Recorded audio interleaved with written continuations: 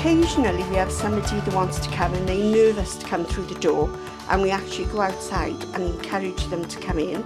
And we've had people who have been very lonely have come here, and one or two have said to us they don't know what they did before they came here, because from being very lonely they now have a network of friends. They go out for coffee. It just brings older people back out into the community and to realise that they still have a lot to offer.